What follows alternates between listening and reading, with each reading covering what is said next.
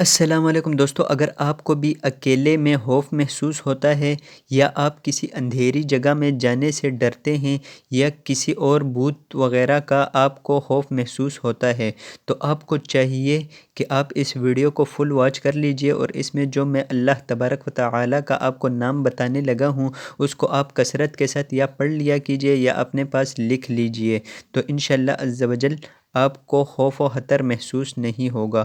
تو چلیے دوستو سٹارٹ کرتے ہیں اپنے آج کی ویڈیو کو۔ خوف دور کرنے کے لیے وظیفہ۔ بسم اللہ الرحمن الرحیم۔ جو شخص بکثرت یہ اس میں مبارک پڑھے گا اور لکھ کر اپنے پاس رکھے گا، وہ انشاءاللہ ہر طرح کے خوف و خطر اور نقصان و ضرر سے محفوظ رہے گا۔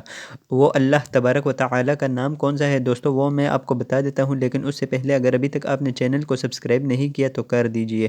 تو وہ اللہ تبارک و تعالی کا نام ہے یا حفیظو۔ تو آج کی ویڈیو میں بس اتنا ہی۔ اپنا اور اپنوں کا خیال رکھیے۔ مجھے دیجیے اجازت۔ اللہ حافظ۔